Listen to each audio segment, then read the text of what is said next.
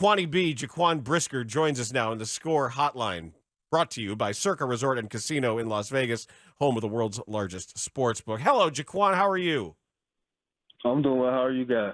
We're doing great. How'd the first padded practice go? It went well. Happy to be in pads. That's what it's all about.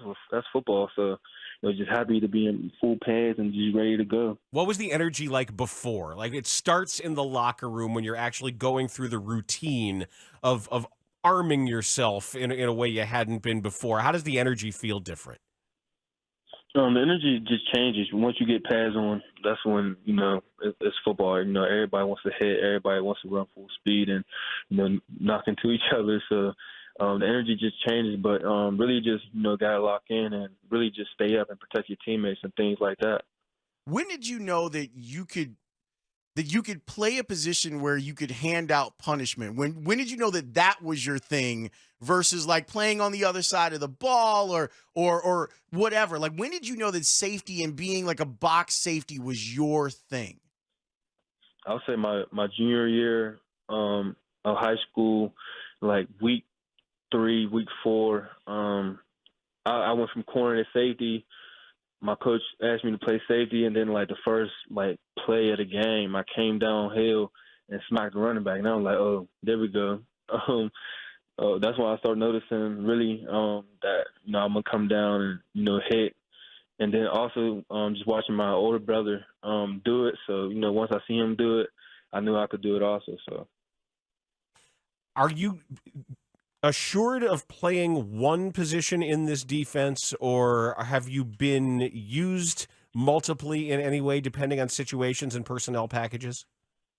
Yes, depending on situation, but I've been playing both up high and then down low, but more down low. But we could always be balanced, just depending on the down distance and things like that. So we're interchangeable. Jaquan, when it comes to teaching takeovers, I know that this staff is all about it. What are the lessons that they want you guys to use from getting takeaways? Really just going full speed and punching the ball out, and then tipping overthrows. We gotta have those. So just little things like that. Just make sure we're getting the turnovers in every way possible and giving the ball back to the offense. When I was covering the Bears every day, I covered the career of Charles Tillman. And obviously, he's the man that brought you the peanut punch. Have you talked with him, and have you watched a bunch of his videos and for some help on some technique on how to get the ball out? When I first came up here for rookie OTAs, he had talked with all the rookies and just kind of taught us what his thinking process was. What he used to do before practice, getting his hands taped up because he knew he was going to punch the ball out. And then just, certain, ways like that you could punch a ball out when the offense is really not noticing. So he has, talked to us, and I talked to him on the side. And he was part of my group at the Combine, so, I got to talk to him there too before I was there. So what'd you learn from him outside of that? Because it's a smart dude. Yeah, just depending on the offense running, just depending on the ball and the angle, especially when they're not noticing you, or when they're like comfortable with the ball. That's a great time to punch it, and then you really gotta go full speed and just punch that thing out. So just give it all you got. It's wild to see that stuff, right? Like to see some of the angles of which he would get the ball out on. Yeah, it's wild. It's definitely wild to see. So in films, have you yet to be called out for a loaf? Because I know it happens to everybody. We have seen this back when Lovie Smith coached here and Rod Marinelli. We know it's similar. And as the rule goes, no one is ever safe from being identified as having had a loaf. For right now, nope. I don't expect to either. Uh-oh. Good. Clean sheet, huh? Good. That's the way it should be. Yeah, clean sheet, definitely. Jaquan, how do you handle falling into a leadership role? I know in college that was you. Like people talked about it in the draft process that this guy's a leader. Being a rookie, how do you go about trying to lead? really just lean by example, just the way I work, just going 1,000% every play. And then, once I make my plays, then, people could, start to listen to my voice. So just right now, as a rookie, just showing them that I know my plays and then going 1,000% and just looking clean and smooth. And then, once, I really showed them, then, I could, start using more vocal and then, eyes could be more on me, I would say.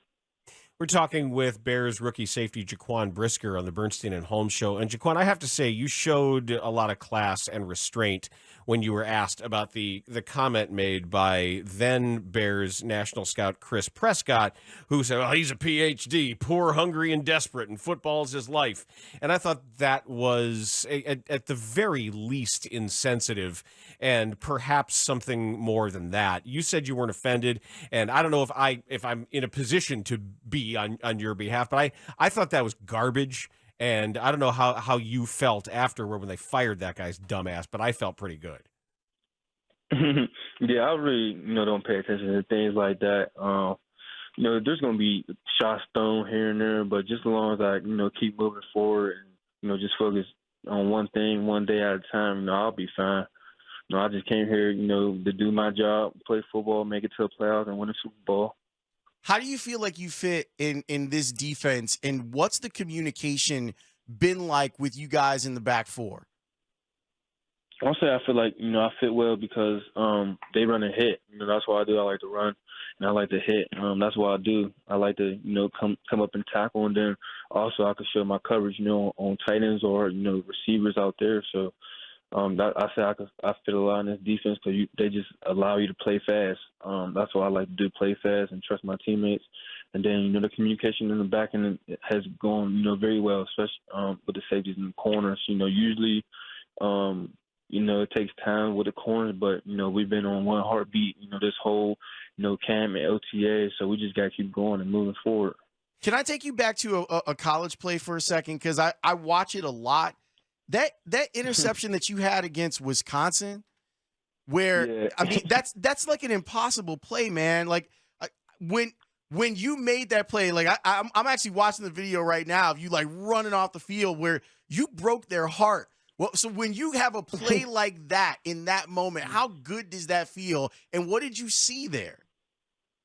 It felt great. But what I seen, we were in cover zero. I had the running back. But it was the red zone, so I knew if I came from depth, I wasn't gonna make it. So once the running back blocked, I knew that from watching previous film that they wanted to go to number 84 the whole time, especially in the red zone. He's big and things like that. So so once I seen the running back block, I just went over there and just stole it, and then the rest goes back for itself.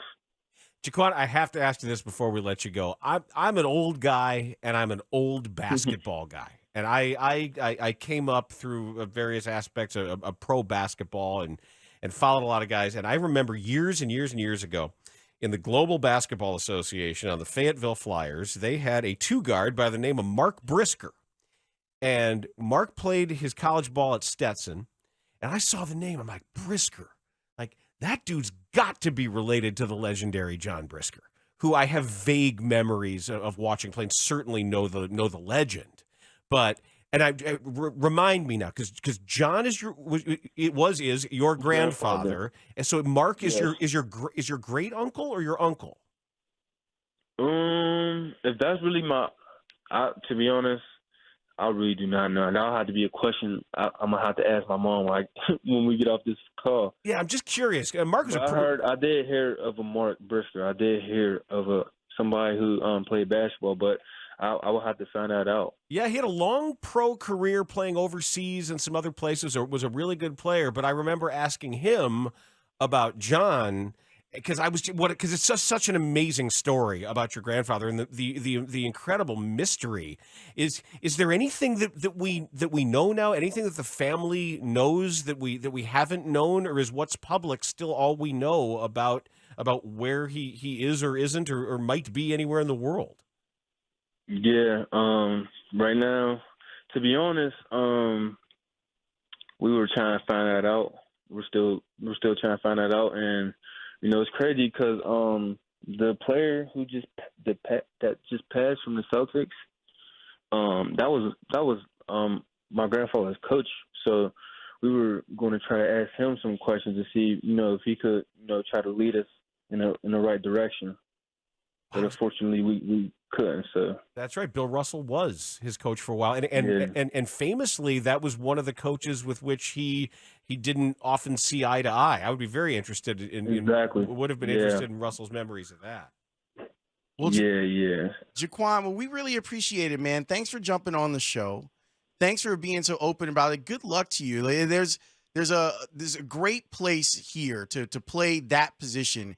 And if you play it well, people here will love you for a long time. Yes, sir. Appreciate that.